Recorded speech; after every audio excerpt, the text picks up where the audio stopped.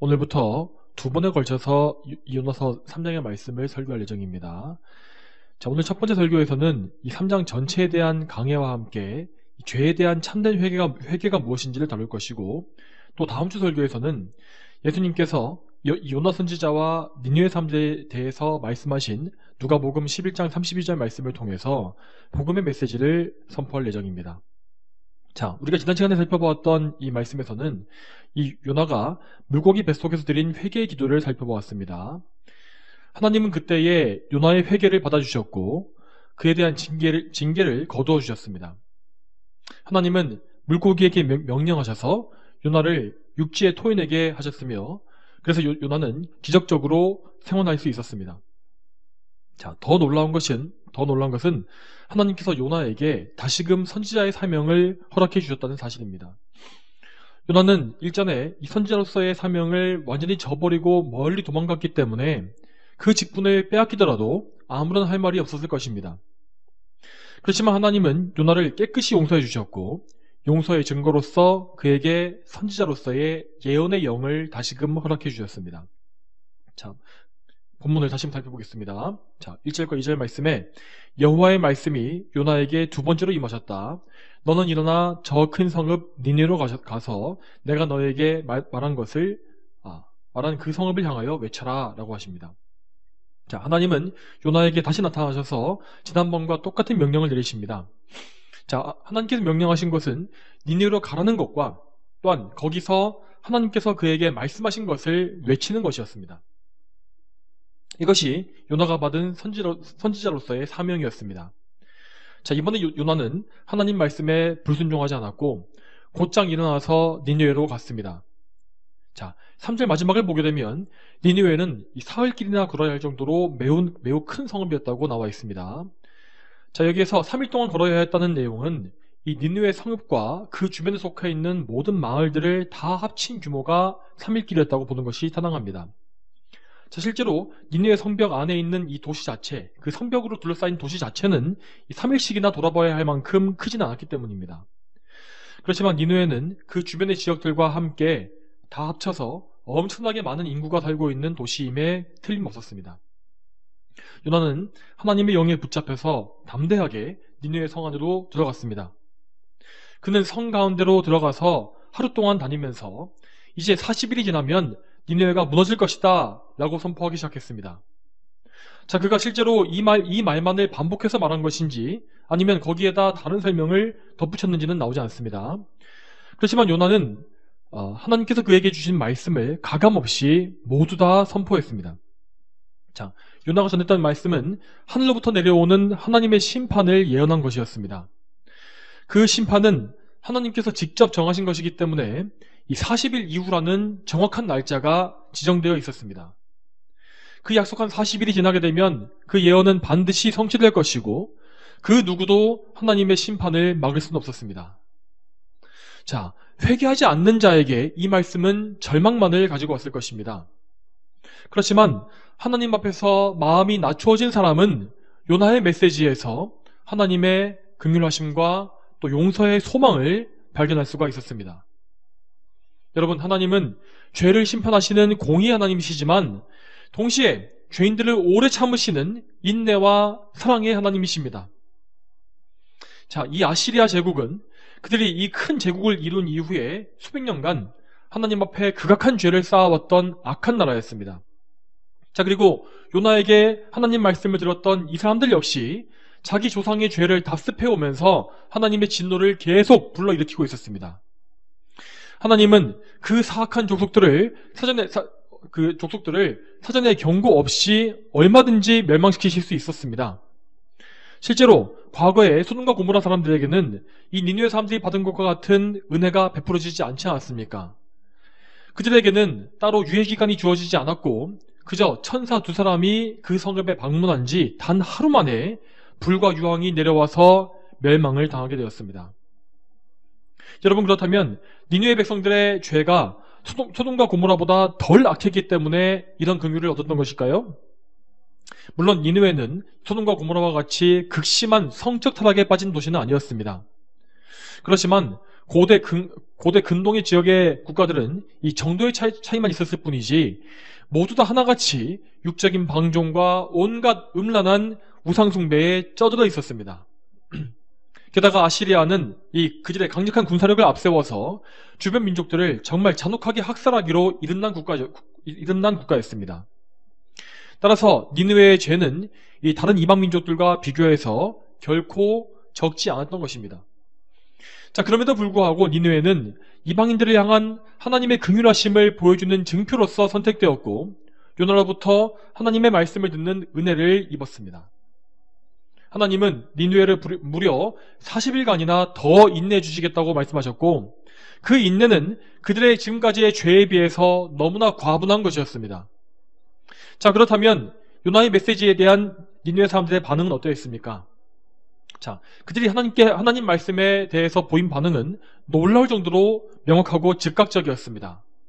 자, 본문의 5절부터 9절까지 말씀에 그들의 회개가 어떠했는지가 나와 있습니다. 5절에 그들은 먼저 하나님을 믿었다라고 했습니다. 이처럼 구원 얻는 믿음은 창조주시오 주권자이신 하나님을 믿는 것입니다.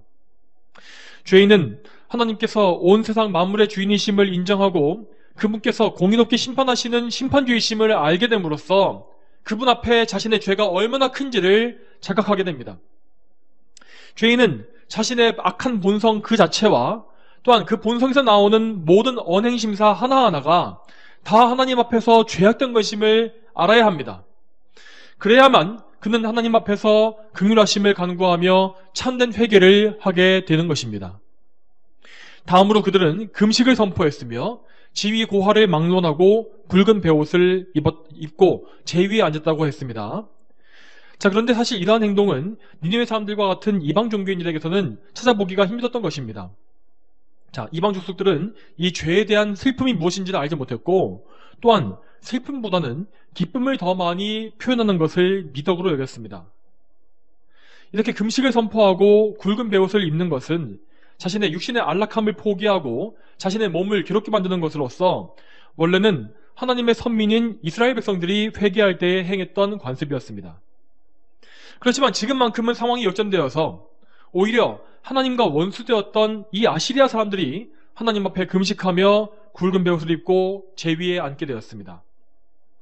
그들은 정말 마음속 깊이 자신의 죄를 자각하고 두려워하며 슬퍼했으며 또한 그 슬픔을 외적으로도 표현하여서 하나님 앞에 겸비해졌습니다. 즉 그들은 자신의 마음속과 겉모습, 자신의 전인격적인 모든 면에서 하나님을 노하시게 만드는 죄가 없는지를 주의 깊게 살핀 것입니다.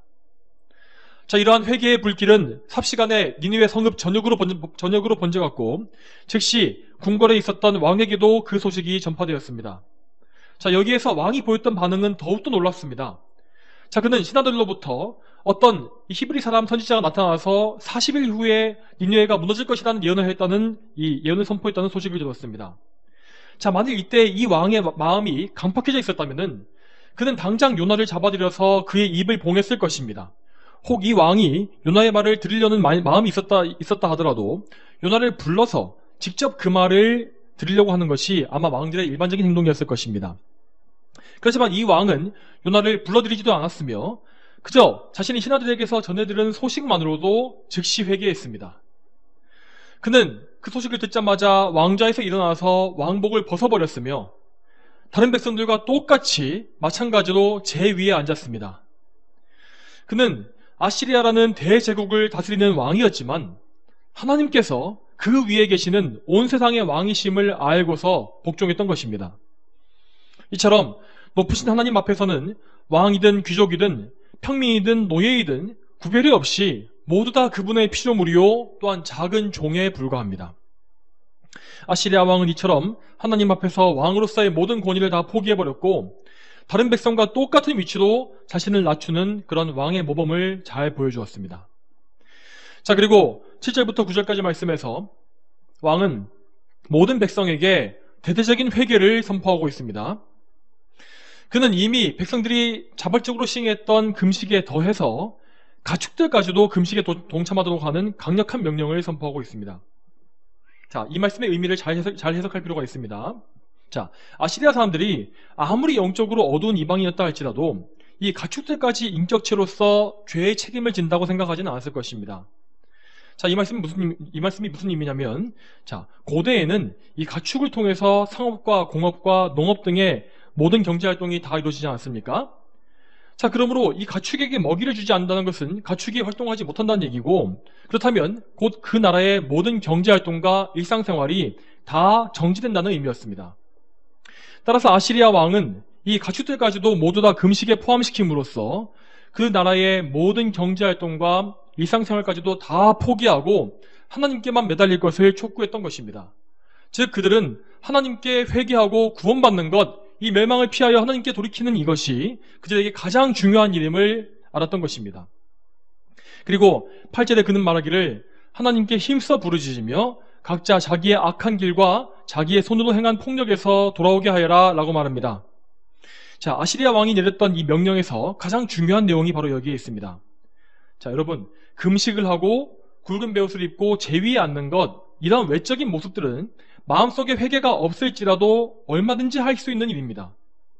그렇지만 하나님께 힘써 부르짖고 실제로 죄에서 돌이켜서 하나님께 향하는 것은 그 사람 마음의 중심에 회개가 일어나야만 가능한 일입니다. 또 아시리아 왕은 말하기를 각기 자기의 악한 길과 자기의 손으로 행한 폭력에서 돌이키라 라고 말합니다.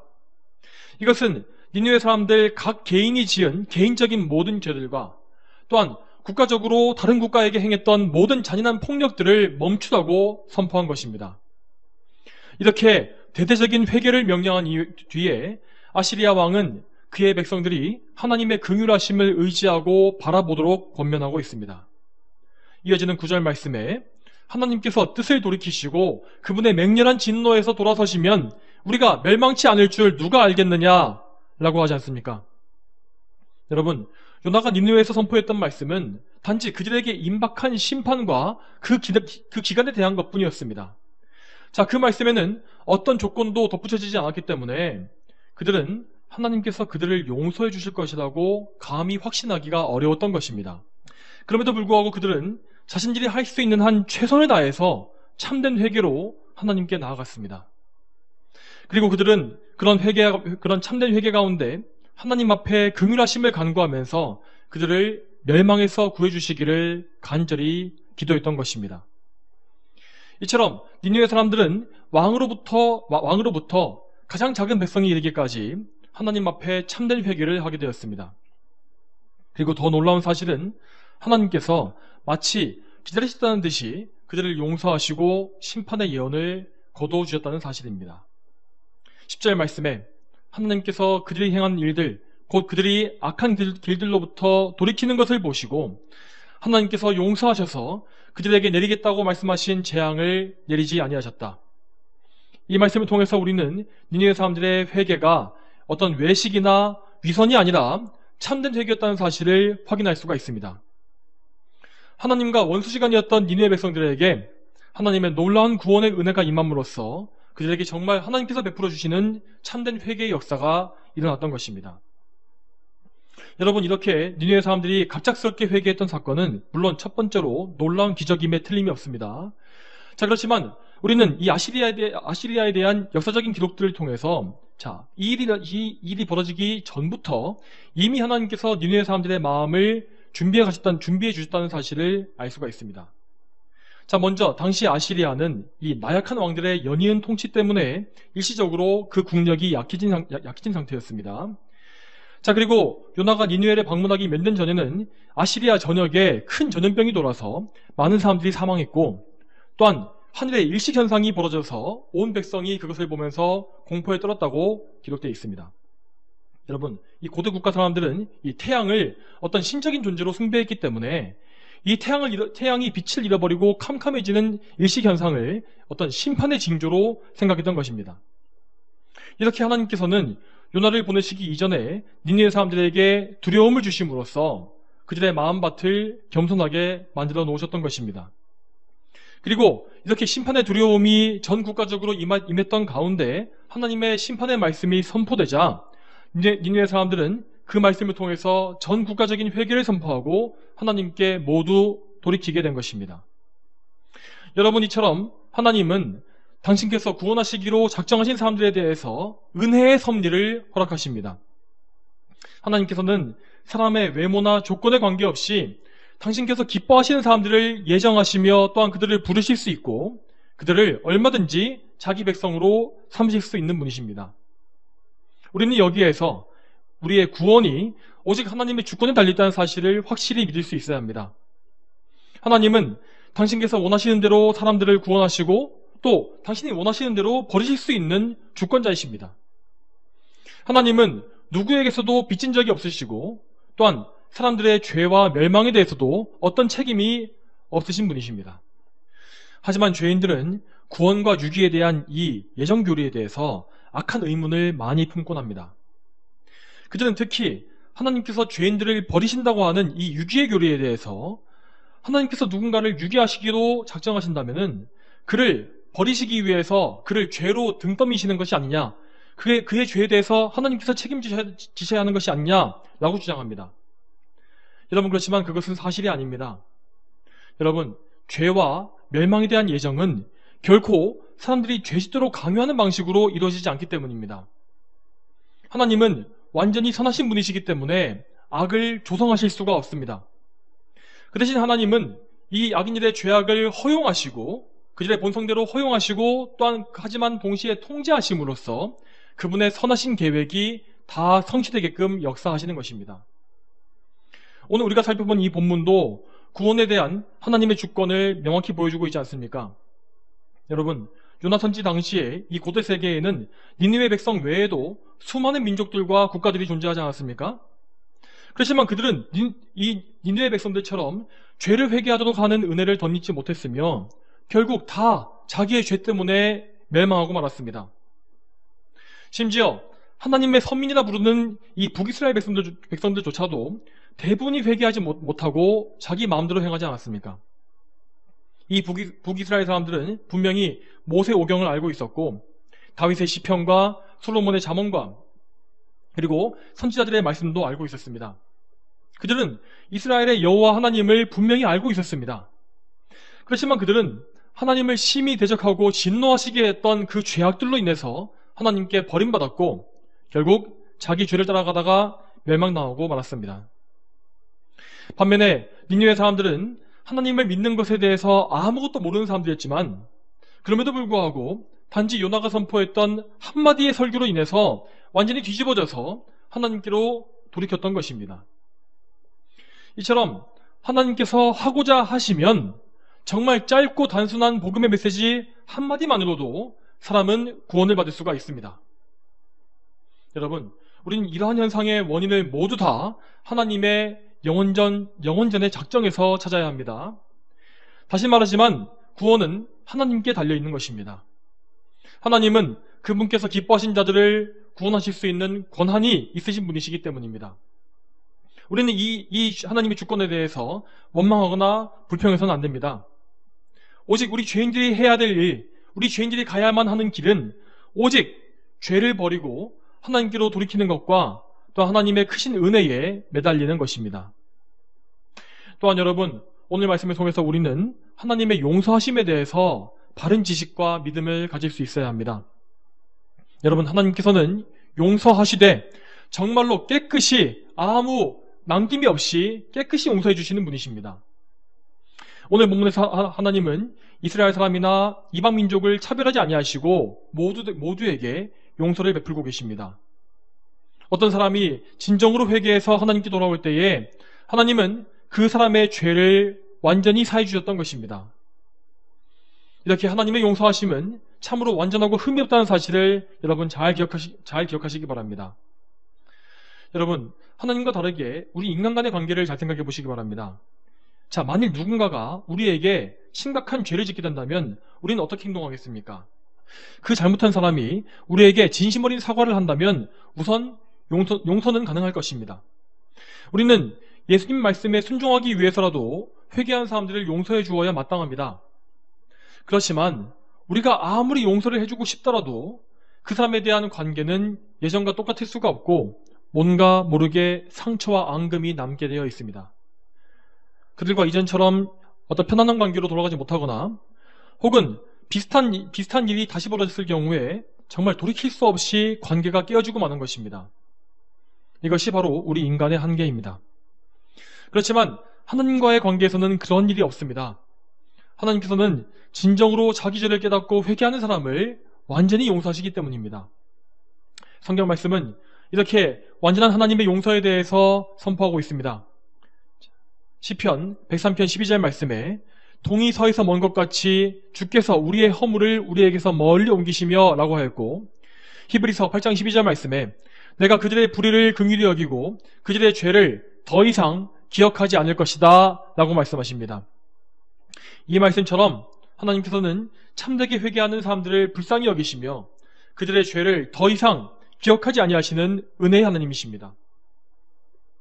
여러분, 오늘 본문에서는 니느웨 사람들뿐만 아니라 요나 역시도 하나님께 완전한 용서를 받지 않았습니까? 하나님께서 요나를 용서해 주신 것은 예수님께서 베드로를 용서해 주신 사건을 떠올리게 합니다. 베드로는 3번씩이나 예수님을 부인하고 비참하게 넘어졌지만 예수님의 완전한 용서를 받게 되었습니다. 베드로는 물론 예수님을 부인한 직후에 그 이후로 3일간이나 끔찍한 어둠과 두려움과 죄책감 속에서 지내야 했습니다. 그렇지만 예수님은 부활하신 이후에 그에게 자신을 나타내셨습니다. 또한 나중에 갈릴리에서 베드로를 만나신 예수님은 그가 예수님을 3번 부인했던 것과 똑같이 3번 예수님에 대한 사랑을 고백하게 만드셨습니다. 또한 예수님은 베드로의 사도 직분을 거두지 않으셨고 오히려 그들을 이전보다 더욱더 굳게 세워주셔서 이 사도의 직분을 더욱더 잘 감당하게 하셨습니다. 여러분, 이처럼 하나님은 사람을 용서하시는 분이시며 그를 살리시는 분이시고 또한 다시 회복시키시고 온전하게 해주시는 분이심을 여러분 잘 믿으시기 바랍니다.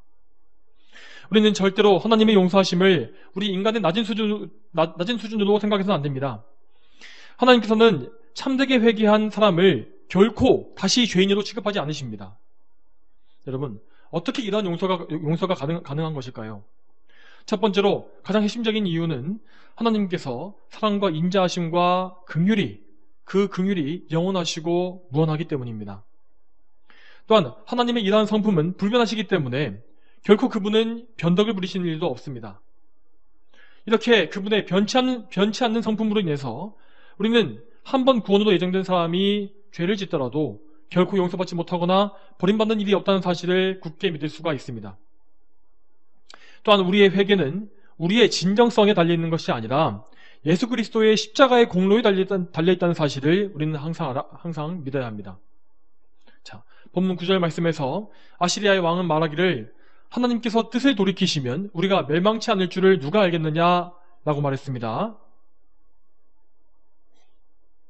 자, 그는 분명히 할 수 있는 한 최대로 자신을 낮추었고 하나님 앞에 겸비하기 위해서 힘썼습니다.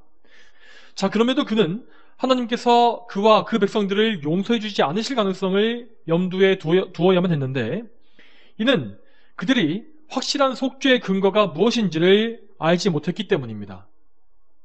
하지만 여러분, 우리는 이 속죄의 근거가 어디에 있는지를 알고 있지 않습니까? 우리의 확실한 속죄와 영원한 구원이 어디로부터 옵니까? 누가 우리의 생명의 반석이십니까? 바로 우리 구주이신 예수 그리스도이십니다. 예수 그리스도께서는 하나님께서 예정하신 모든 백성을 위한 구속자로 이 세상에 오셨으며 그분의 전생에 걸쳐서 그 구원을 완성하신 분이십니다. 예수님께서 자기의 몸을 바치시고 피 흘려 이루신 희생제사는 우리의 모든 죄를 남김없이 다 속죄하셨으며 또한 그분께서 이루신 의는 우리가 하나님 앞에 의롭게 설 수 있는 근거가 되었습니다. 그러므로 우리는 오직 예수 그리스도와 그분의 공로에 의지해서 하나님 앞에 회개할 수 있는 것이고 또한 그 회개를 통해서 우리가 완전히 용서받을 수 있다는 사실을 확신할 수가 있습니다. 그렇지만 여러분, 우리는 결코 하나님의 완전한 용서를 핑계로 죄를 즐겨서는 안 될 것입니다. 우리가 죄에 손을 대고 싶은 유혹을 받을 때에 마귀는 우리에게 다가와서 하나님께서 또 용서해 주실 테니까 지금은 마음대로 즐겨라 라고 속삭일 것입니다. 그렇지만 우리는 이러한 유혹을 단호하게 뿌리쳐야 합니다. 물론 하나님은 분명히 죄를 깨끗이 사해 주시며 그 책임 역시 더 이상 묻지 아니하시는 것이 맞습니다. 그렇지만 동시에 하나님은 그의 회개가 진실한 것인지를, 그의 회개가 무엇인지, 회개의 열매가 무엇인지를 시험하시는 분이십니다. 그러한 시험이 없다면 이 회개한 사람은 너무나 안일하게 다시금 옛 죄로 돌아갈 것이기 때문입니다. 그러므로 죄에서 회개하고 회복된 사람은 그가 정말로 회개한 것이 맞는지를 확증해야 합니다. 정말로 회개한 사람은 그가 이전에 지었던 그 죄를 더욱더 경계하게 될 것이고, 그 죄를 미워하면서 다시는 그 죄에 돌아가지 않기 위해, 다시 그 죄에 빠지지 않기 위해 힘쓰게 될 것입니다. 우리는 하나님을 사랑하는 마음으로 그분께서 미워하시는 죄를 더욱더 미워해야 하고, 다시는 그 예전의 죄에 빠지지 않기 위해서 각별한 주의를 기울여야 마땅합니다. 성도 여러분, 성경적인 회개는 분명히 죄에서 돌이켜서 하나님께 향하는 것입니다. 청교도 주석가인 이 매튜엘리 목사님은 회개가 무엇인지를 다음과 같이 말씀하십니다. 회개의 본질은 우리의 언행심사를 바꾸는 것이며 이탈했던 우리의 일과 의무로 되돌아오는 것이다. 또한 회개는 우리가 행하지 않고 내버려 두었던 선을 다시 행하는 것이다. 여러분, 이러한 참된 말씀에 귀를 기울이시고 온전한 회개의 삶을 사시기 바랍니다. 죄와 끊임없이 싸우며 우리를 하나님의 계명에 맞추어가는 것이 바로 회개의 열매인 것입니다. 이 사실을 반드시 기억하십시오. 자, 마지막으로 오늘 본문은 하나님께서 우리에게 주시는 징계의 유익에 대해서 말씀하고 있습니다. 자, 본문에 나오고 있는 이 요나와 니느웨 사람들은 하나님의 책망과 징계를 통해서 죄를 회개하고 하나님께 돌이키는 은혜를 입었습니다. 자, 이처럼 사람이 죄를 지었을 때에 그가 그 죄 때문에 하나님께 매를 맞고 돌이키게 되는 것, 이것이야말로 참으로 큰 은혜입니다. 자, 반면에 이 세상의 불신자들은 자기 잘못 때문에, 자기 죄 때문에 어려움을 당할지라도 하나님께로 향하지는 않습니다. 그들은 그런 어려움 속에서 나름의 방법으로 어려움을 극복하려고 힘쓰며 또한 강한 의지로서 역경을 돌파하기도 합니다. 그렇지만 그들은 고난을 이긴 결과로 오히려 하나님과 더 멀어지게 됩니다. 그들은 자신의 힘과 지혜에 의지하는 마음만 더 강해지게 되고, 또한 하나님과 관계가 없는 삶의 지혜와 요령만을 더 많이 습득하게 되는 것입니다. 그렇지만 하나님의 은혜 안에 있는 사람은 고난을 통해서 하나님께로 인도를 받습니다. 이처럼 하나님은 구원하시기로 예정하신 사람을 고난을 통해서 선하게 다듬어 가십니다. 그의 악한 습관이나 고집이나 교만함과 정욕 등 하나님 앞에서 합당하지 못하고 거룩하지 못한 것들을 은혜로서 다루어 가시는 것입니다. 그러므로 이 죄를 지어서 당하는 고난이라 할지라도 은혜 안에 있는 사람은 그 고난을 통해서 놀라운 유익을 얻게 되는 것입니다. 자, 그렇기 때문에 모든 구원 얻은 사람은 나중에 주님 앞에 섰을 때에도 모든 영광을 하나님께 다 돌리게 될 것입니다. 사람을 처음에 구원하시는 분은 하나님이시고 그를 거룩하게 변화시켜 가시는 것도 오직 하나님의 일입니다. 그러므로 우리는 오직 하나님께 의지하면서 그분의 선하신 손길에 온전히 의지하는 겸손한 믿음의 자세를 가져야 하는 것입니다. 시편 119편 67절에 이렇게 나와 있습니다. 고난당하기 전에는 내가 그릇 행하였더니 이제는 내가 주님의 말씀을 지킵니다 라고 하였고, 또 이어지는 71절 말씀에서도 고난당한 것이 내게 유익이니 이로 인하여 내가 주님의 규례들을 배우게 되었습니다 라고 합니다. 여러분, 항상 이런 말씀들을 기억하시고 하나님께 순종하시기 바랍니다. 그분께서 여러분을 책망하시더라도 오히려 감사함으로 그분을 찬송하십시오. 이렇게 하나님만 의지하고 하나님만 높이는 모든 사람은 하나님의 더 큰 은혜와 긍휼을 덧입게 될 것입니다.